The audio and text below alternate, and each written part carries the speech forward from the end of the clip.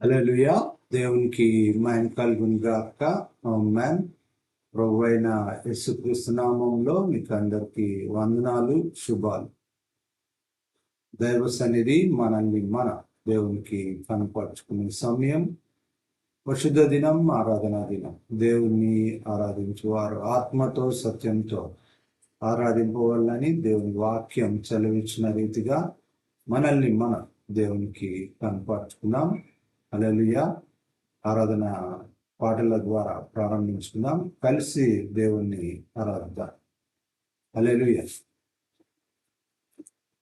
హల్లెలూయా.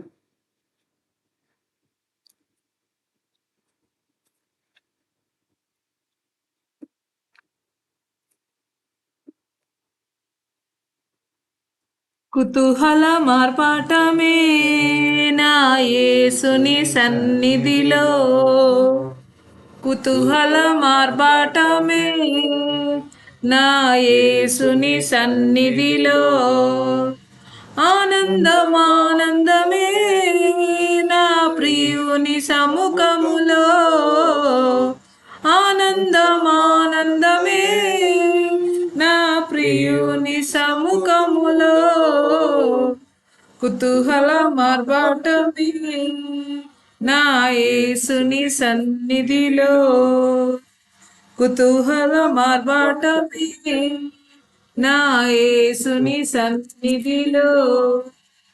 శక్తిగల యేసు జీవించు దైవం జయ విజయమిచ్చెను, ఏకముగా కూడి హోసన్న పాడి జయధ్వజమెత్తెదము.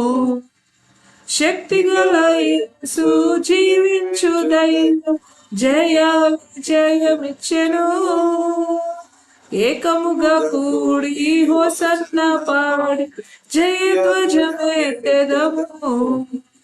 కుతూహల మార్పాటమే నా యేసుని సన్నిధిలో, కుతూహల మార్పాటమే నా యుని సన్నిధిలో.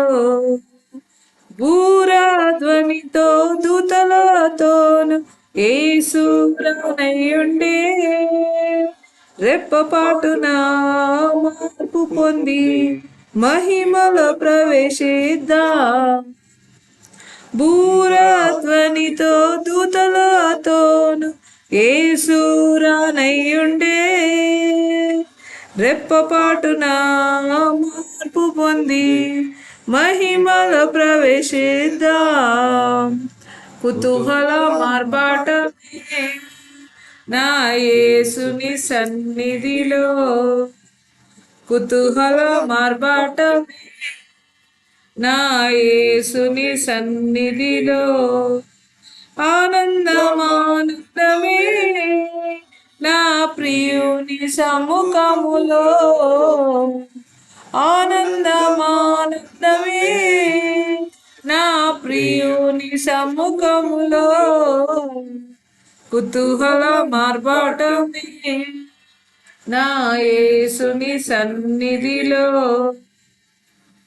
హల్లెలూయా.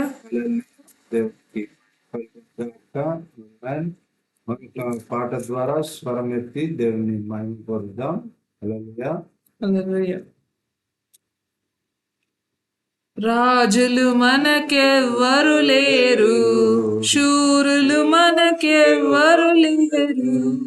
రాజులు మనకెవ్వరు లేరు, శూరులు మనకెవ్వరు లేరు.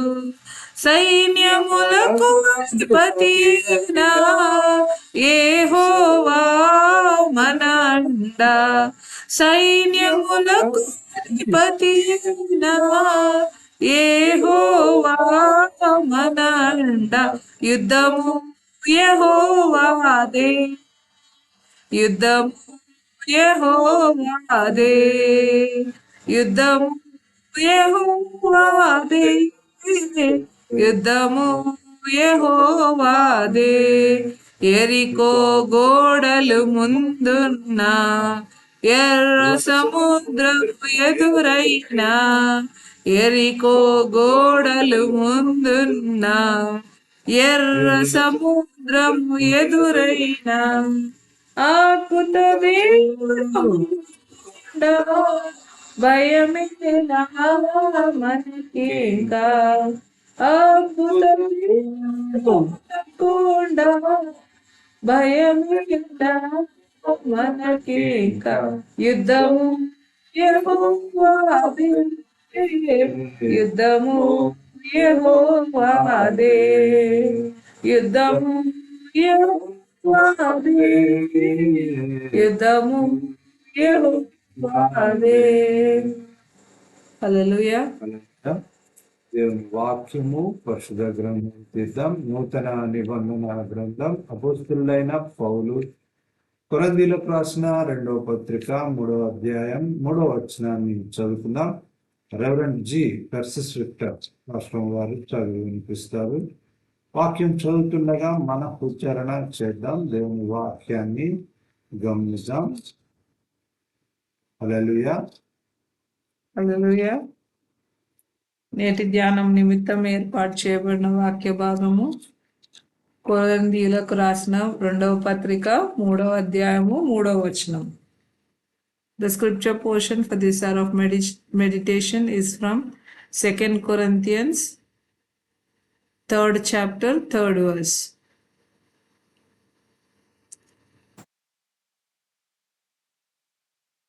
రాతి పలక మీద గాని సీరాతో గాని వ్రాయబడక మెత్తని హృదయములు అను పలకల మీద జీవము గల దేవుని ఆత్మతో మా పరిచర్య మూలముగా వ్రాయబడిన క్రీస్తు పత్రిక అయి ఉన్నారని మీరు తేటపరచబడుచున్నారు.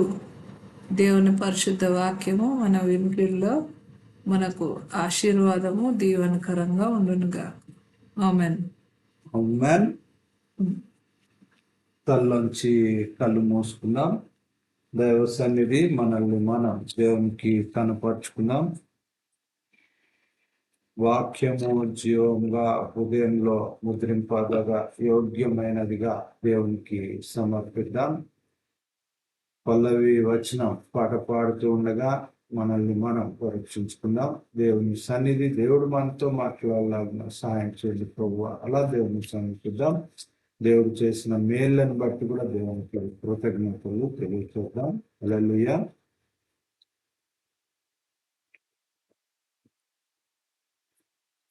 రాజాని భవనములో రేయి పగలు వేచి ఉందును. యేసు రాజాని భవనములో రేయి పగలు వేచి ఉందును. స్తుతించి ఆనందింతును. చింతలు మరచెదను. నిన్ను స్తుతించి ఆనందింతును. నా చింతలు మరచెదను. యేసు రాజాని భవనములో రేయి పగలు వేచి ఉందును. నా బలమా నా కోట ఆరాధనా నీకే. నా బలమా నా కోట ఆరాధనా నీకే. నా దుర్గమా ఆశ్రయమా ఆరాధనా నీకే. నా దుర్గమా ఆశ్రయమా ఆరాధనా నీకే. ఆరాధనా స్తుతి ఆరాధనా అబ్బా తండ్రి నీకేనయ్యా. ఆరాధనా స్తుతి ఆరాధనా అబ్బా తండ్రి నీకేనయ్యా. యేసు రాజాని భవనములో రేయి పగలు వేచి ఉందును. యేసు రాజాని భవనములో రేయి పగలు వేచి ఉందును. తండ్రి వందనాలు, స్తుతులు, స్తోత్రములు. మీరు చేసిన మేళ్ళను బట్టి వందనాలు, మీరు చూపిన కృపను బట్టి వందనాలు, క్షేమం నిచ్చి మీ కాపుదలో మమ్మల్ని భద్రపరిచిన రీతిని బట్టి వందనాలు అయ్యా. మీరు చూపుచున్న కనికరము, మీరు చూపుచున్న కాపుదలను బట్టి వందనాలు ప్రభువా. నాయన మేలు చేత మమ్మల్ని తృప్తిపరచువాడవు నీవే తండ్రి. మమ్మల్ని దర్శించండి ప్రభువా, మా పక్షమున నిలచి యుద్ధము చేయువాడవు నీవు తండ్రి. నీకే వందనాలు, స్తుతులు, స్తోత్రములు. గాయమును మార్పు వాడవు నీవై ఉన్నావు తండ్రి. మమ్మల్ని దర్శించండి, దుష్టుని క్రియలను లయపరచండి ప్రభువా. నాయన ప్రార్థనలో ఏకీభవిస్తున్న ప్రతి ఒక్క బిడ్డను జ్ఞాపకం చేసుకుని దేవుడు తండ్రి.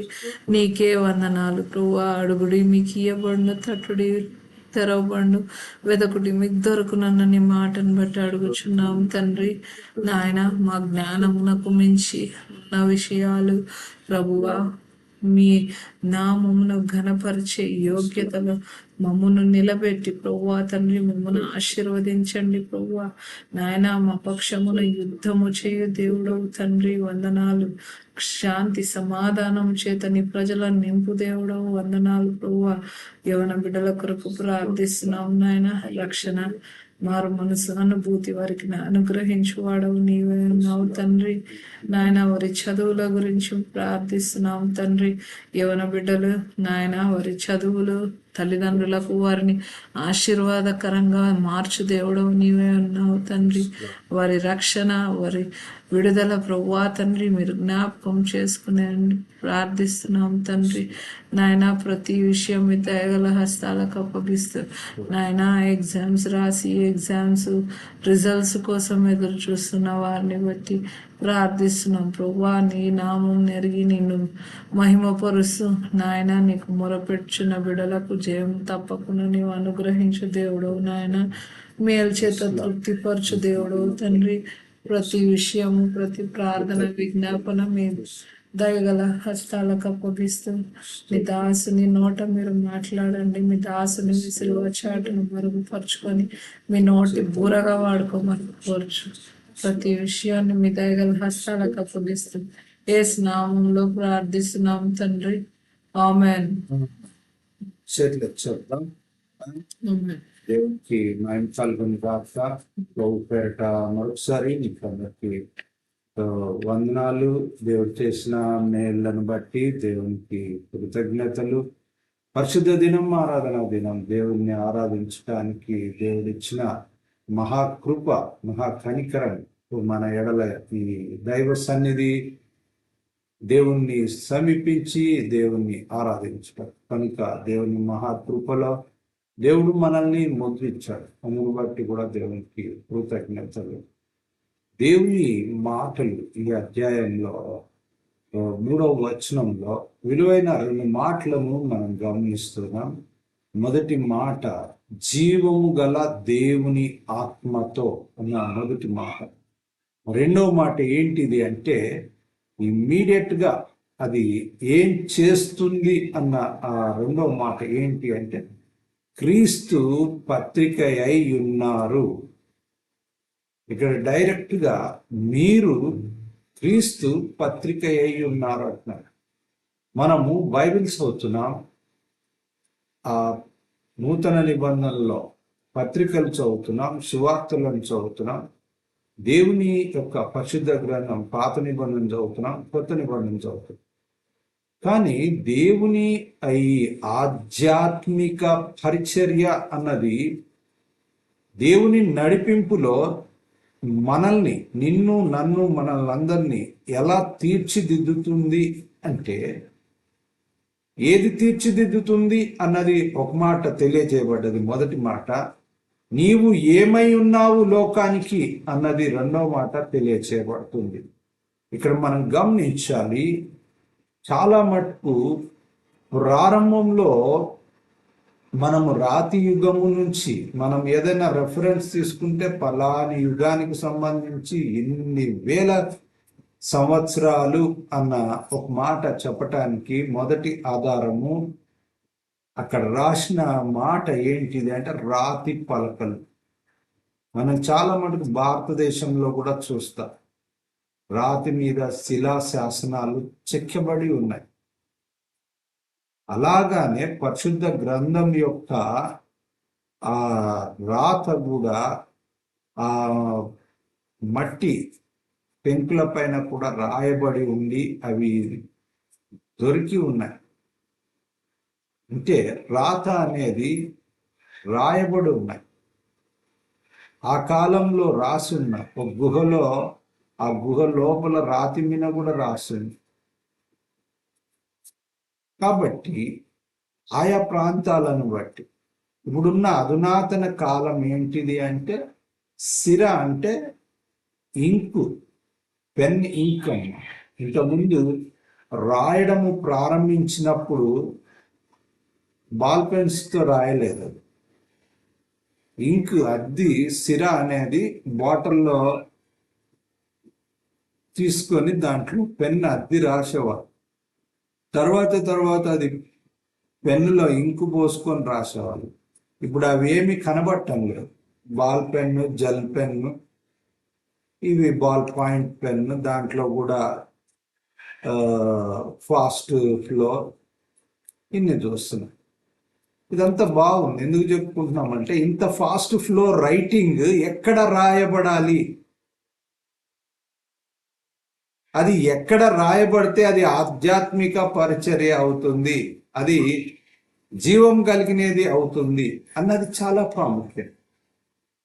ఇక్కడ రాతి పలక అన్న ఒక రెఫరెన్స్ను మనం గాన గమనిస్తే గాన రాతి హృదయమును తీసివేసి మీకు మాంసపు హృదయమును ఇచ్చేదను ఇర్మియా గ్రంథంలో తెలియజేయబడ్డ మాటలను కూడా మనము గుర్తు చేసుకోవచ్చు. ఇక్కడ మనం గుర్తు చేసుకోవాల్సిన విషయం ఏంటిది అంటే మెత్తని హృదయములు అంటున్నాడు. అంటే ఏంటి దాని అర్థం? మనస్సు, మనస్సాక్షి అన్నది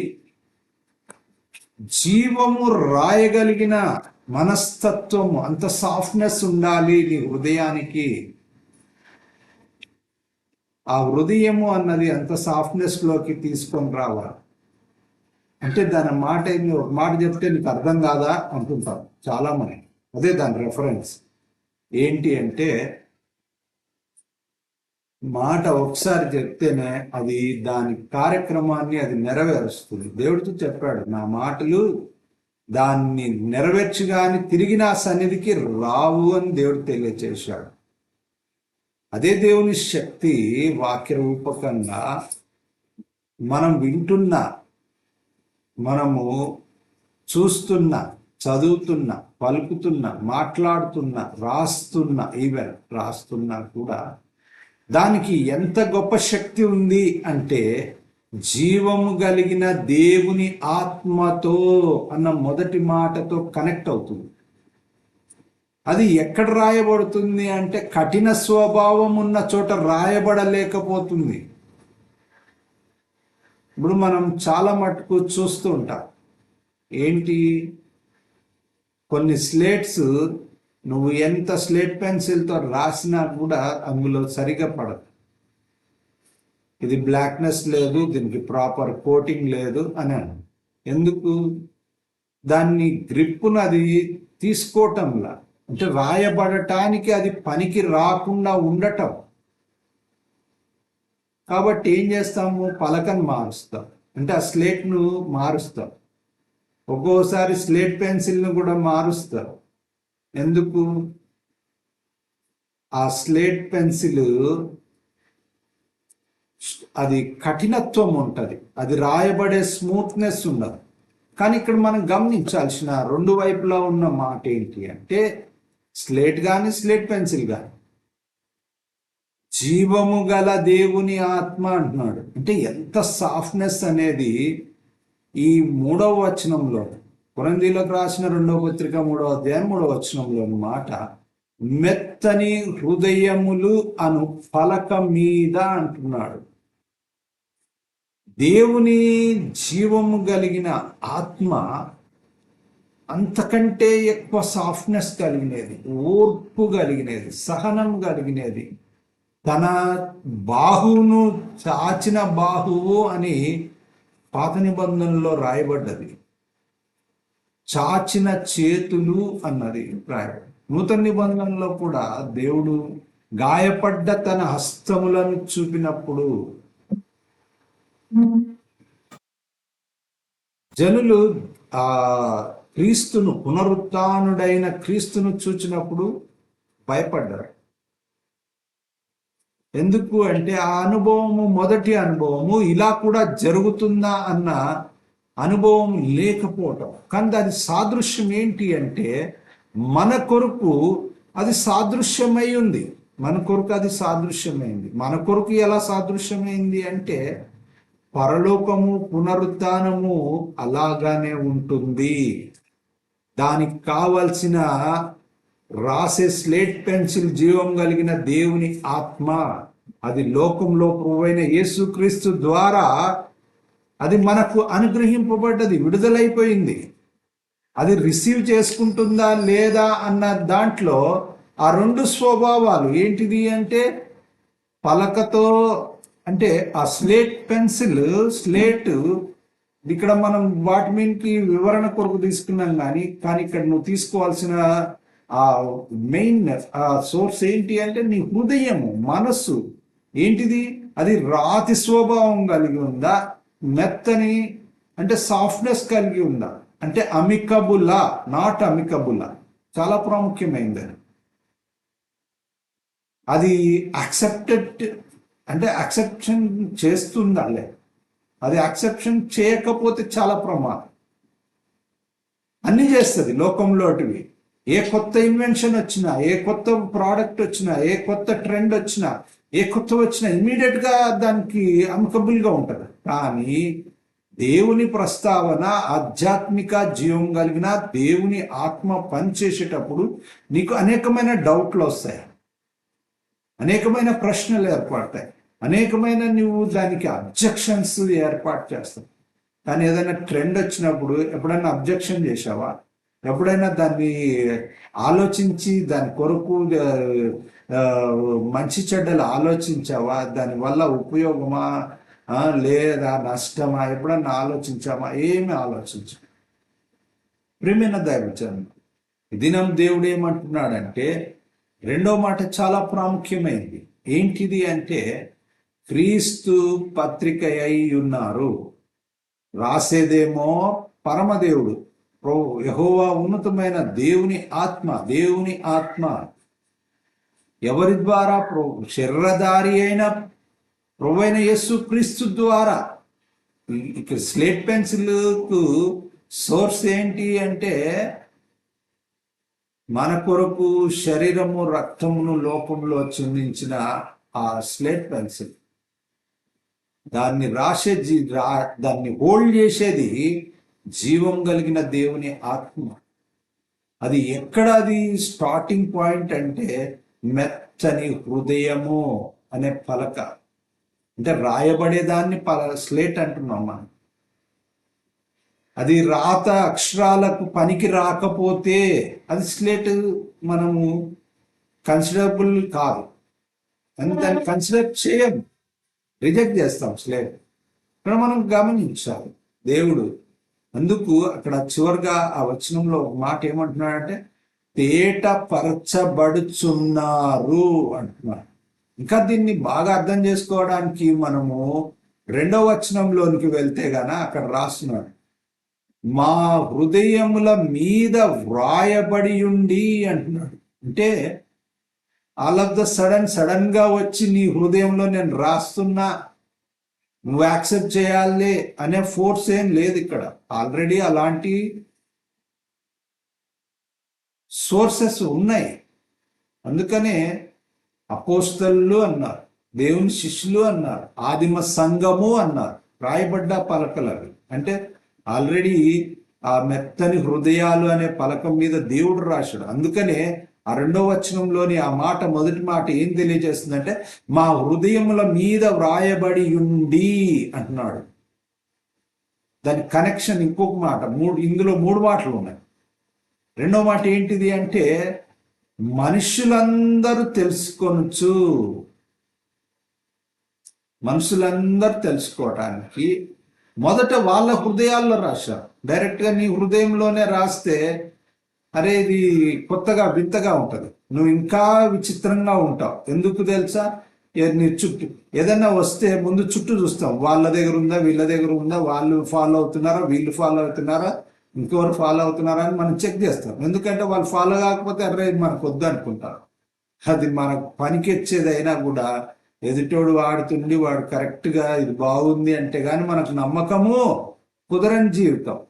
అందుకనే నువ్వు ఆధారపడుతుంది, నువ్వు దేవుణ్ణి ఫాలోగా అన్నప్పుడు, రోల్ మోడల్ దేవుడై ఉన్నప్పుడు, జీవం కలిగిన దేవుని ఆత్మ నడిపింపు అయి ఉన్నప్పుడు నువ్వు ఇంకొకరిని చూడవు, నువ్వు ఇంకొకరిని చూస్తావు. కనుకనే మళ్ళీ చూసేది ఎవరిని చూస్తావు? ఆదాము పడిపోయాడు కదా అని ఆదాముని చూస్తున్నావు. కానీ ఈ యొక్క నూతన ఆదాము యొక్క స్వరూపం, ఆ యొక్క విమోచనను అనుగ్రహించిన ప్రభువైన యేసుక్రీస్తు నువ్వు చూడాల్సింది. ఎందుకంటే ఆ జీవమును హోల్డ్ చేసిన ఆ శరీరధారి అన్న మాట అదే మనం గుర్తుపట్టాలి. అందులో ఉన్న మాట ఎందుకు ఆయనే శరీరధారి, ఆయన్నే ఎందుకు కొలవాలి, ఆయన్నే ఎందుకు ప్రార్థన చేయాలి, ఆయన్నే దేవుడని ఎందుకు ఒప్పుకోవాలి అంటే దాన్ని హోల్డ్ చేశాడు, దాన్ని మనకు అందించాడు. ఆ సోర్స్ మీడియం ఏంటిది అంటే మనిషి చెప్తేనే వింటున్నాడు. మనం గమనించినామంటే గాన ఇంకోరు చెప్తే, ఇప్పుడు జంతువు వచ్చి చెప్పింది అనుకో వింటామా? డౌట్ వస్తుంది, ఇంకా ఎక్కువ డౌట్ వస్తుంది.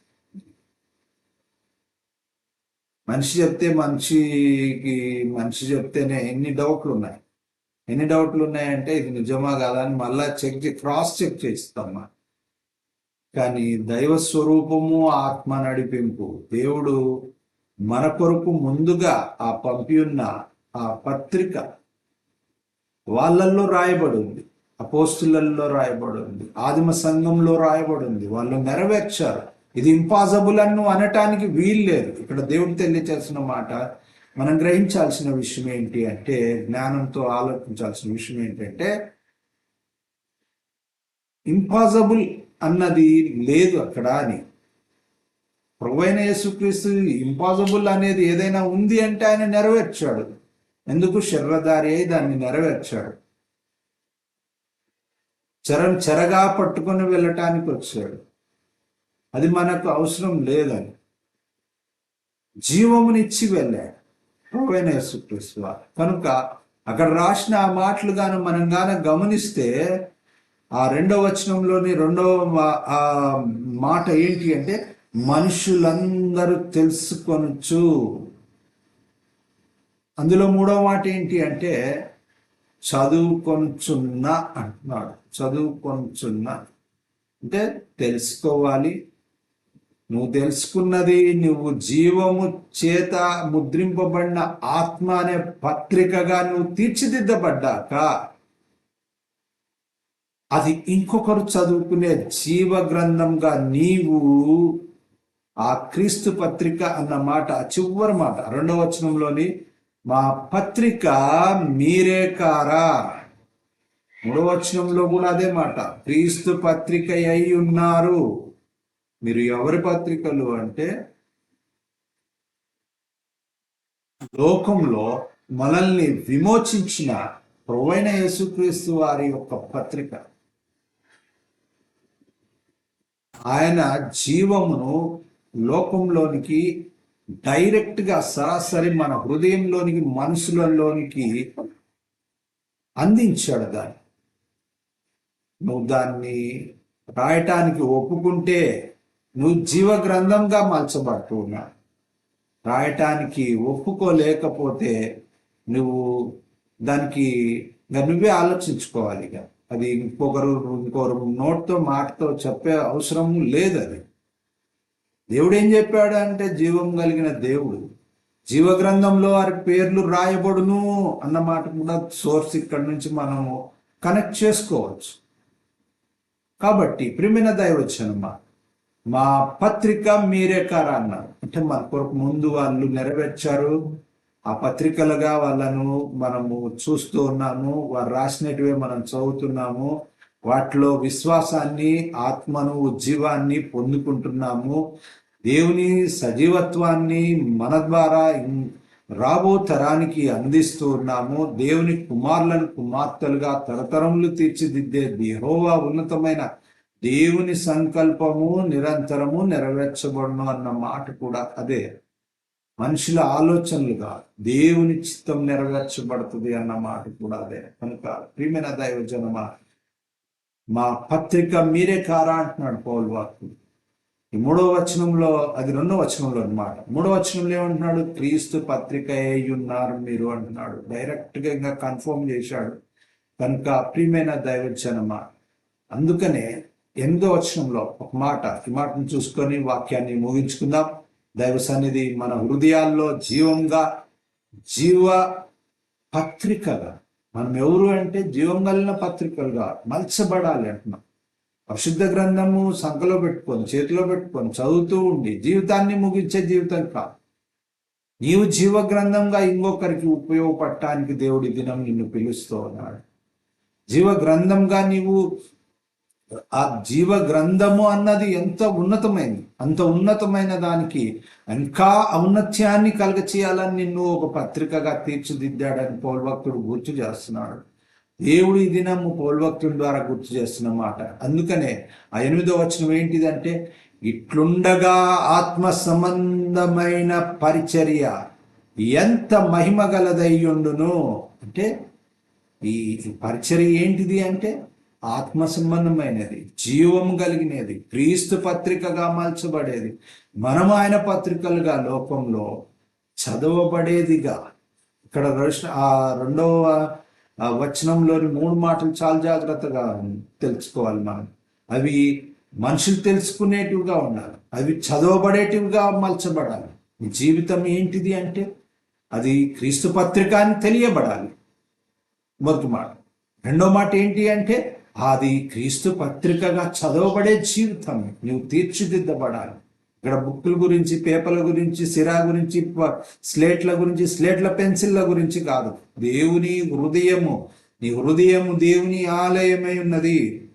దేవుని ఆత్మ నివాసము చేయు పరిశుద్ధ స్థలమైన ఆలయమై ఉన్నది అన్న మాట ఇక్కడ మనము గమనించాలి. దేవుడు ఈ దినము పరిశుద్ధ దినం, దేవుని పరిశుద్ధ సన్నిధి, మందిర ప్రవేశం, దైవ ఆరాధన, పరిశుద్ధ దినం. దేవుడు మనతో మాట్లాడుతున్నమాట. ప్రభువా, నన్ను అలాంటి క్రీస్తు పత్రికగా నన్ను ముద్రించు, మీరు ఆ పత్రిక అయి ఉన్నారు అన్న రీతిగా నన్ను తీర్చిదిద్దు అన్న బిడ్డలు తల్లోంచి కళ్ళు మూసుకుందాం. ముగింపు ప్రార్థన, దైవాశీర్వాదం, ప్రభు నేర్పిన ప్రార్థన, సెలవు కీర్తనం, దైవ సన్నిధి, మనల్ని మనం ఈ ఆరాధన దేవుని సన్నిధి గ్రహించి దేవుణ్ణి మహిమపరిచి ముగించుకుందాం. ప్రార్థనలో ఏకీభవిద్దాం. తల్లోంచి కళ్ళు మూసుకుందాం. పరిశుద్ధుడ మోహనోతుడ, సర్వశక్తి మిక్కిల్ ప్రేమ, గొప్ప కనికరంగలైన నీ కృతజ్ఞతలు స్తోత్రాలు. నా నోటి మాటలు అందరు హృదయ ధ్యానం మీకు అంగీకార కృతమగును గాక. హృదయంలో జీవమును నాయన ముద్రింప చేయండి. ఆ ముద్రింపబడ్డ జీవము మమ్మలను ఆ జీవం కలిగిన దేవుని ఆత్మచేత రాయబడ్డ ఆయన యొక్క మాటలకు నాయన గ్రంథముగాను, పత్రికలుగాను, ఇతరులు చదవగలిగినదిగా, మనుషులందరూ తెలుసుకోగలిగిన పత్రికగా తీర్చిదిద్దండి. మీరు నాతో మాట్లాడిన మాటలను బట్టి మీకు కృతజ్ఞతలు. నా నోటి మాటలు మా అందరి హృదయ ధ్యానము మీకు మహిమ కలుగునట్లు నాయన మీ చిత్తం నెరవేర్చినట్లు సహాయం చేయండి. మీ బిడ్డలుగా విజయులుగా ఆశీర్వదించండి. వాక్య ఆహారం చేత తృప్తిపరిచినందుకు కృతజ్ఞతలు. ఆశ కలిగిన ప్రాణం పరలోక ఆహారం ఆశీర్వాదముల చేత తృప్తిపరచండి. జ్ఞానాన్ని బిడ్డల ఎడలని కనికరము, కృపను, క్షమాపణ, ఆశీర్వాదము, స్వస్థతను, ఆయురారోగ్యేశ్వరును, ఆయుష్ను, ఆత్మ నడిపింపును మెండుగా దయచేయండి. సమకూడు మేలు జరిగించండి. అవసరతలు అక్కర్లు తెచ్చండి. ఇరుకులు ఇబ్బందులను తీసివేయండి. మీ సన్నిధి తోడుగా ఉంచండి నాయన. మీ సన్నిధి నీ బిడ్డలుగా పరిపూర్ణులు, సంపూర్ణులుగా చేయండి. ప్రభువా, మీ కృప, కనికరములు, క్షేమములు నాయన, మీ కాపుదలు, బిడ్డల తలంపులు, క్రియలు, ఆలోచన నడిపింపంతట్లు, అడుగుల సమయం తలంపు, క్రియ, ఆలోచన నడిపింపంతట్లు, క్షేమమును, ఆశీర్వాదమును, ఆయురారోగ్యేశ్వరమును, ఆయుష్ను, ఆత్మ నడిపింపును, స్వస్థతను మెండుగా అనుగ్రహించి ఆశీర్వదించుగా. విద్య, ఉద్యోగం, లైఫ్ సెటిల్మెంట్, చేతి పని, కష్టార్థం, నూరతులు ఫలింపచేయండి. సమకూడు మేలు జరిగించండి. చేసిన మేళ్లను బట్టి కృతజ్ఞతలు. తిరిగి ఇలాగూ మిమ్మల్ని సమీపించి మిమ్మల్ని మయంపరచు పర్యంతం సంరక్షించి శైల సంఖ్యలో చేర్చండి, విజయాలు నడిపించండి, సంపూర్ణ మేలు జరిగించండి. మరొకసారి చేసిన మేళ్ళన్ని బట్టి కృతజ్ఞతలు తెలియజేస్తూ యేసు నామంలో ప్రార్థన చేస్తున్నాం తండ్రి, ఆమేన్. చేతులు చెప్దాం. ఆమేన్. దైవాశీర్వాదం తండ్రి కుమార పరిశుద్ధాత్మ దేవుని సకల ఆశీర్వాదం ఐశ్వర్యము సన్నిధి సావసం తోడు నుండ కాపుదల యెహోవా ఉన్నతమైన దేవుని ఆశీర్వాదం సదాకాలము తరతరములు ఆయన యందు భయభక్తులు కలిగి ఆయన ఆత్మ చేత తమ మెత్తనైన హృదయములను దేవుని కొరకు పత్రికలుగా వాడబడు ప్రతి బిడ్డకు, జీవ గ్రంథంగా మలచబడు ప్రతి బిడ్డకు యెహోవా ఉన్నతమైన దేవుని ఆశీర్వాదం సదాకాలం తరతరం తోడైండి ఆశీర్వదించునుగాక. ఆమేన్. చేతులెత్తుదాం. ఆమేన్. ప్రభు నేర్పిన ప్రార్థన. పరలోకమందున్న మా తండ్రి, నీ నామం పరిశుద్ధపరచబడును గాక, నీ రాజ్యం మాకు వచ్చును గాక, నీ చిత్తం పరలోకమందు నెరవేరినట్లు భూమి అందు నెరవేరును గాక. నేడు మాకు కావాల్సిన దినారం మా దయచేయండి, మా రుణస్తులను మేము క్షమించిన ప్రకారం మా రుణం క్షమించు, మేము శోధనలో తెక్కి తప్పించు. ఎందుకంటే రాజ్యం, బలం, మహిమ నిరంతరం నీవే ఉన్నావు తండ్రి. ఆమేన్. చేతులెత్తుదాం. ఆమేన్. సెలవు కీర్తనతో దైవ సన్నిధి ఆరాధన, పరిశుద్ధ దినం ఆరాధన ముగించుకుందాం. ఆశీర్వాదంబుల్ మా మీద వర్షింపజేయుమిషా, ఆశతో నమ్మియున్నాము నీ సత్య వాగ్దాతము. మీద కృమ్మరించుము దేవా, క్రమర ప్రేమ వర్షంబు కృమ్మరించుము దేవా. ఆమేన్. ఆమేన్.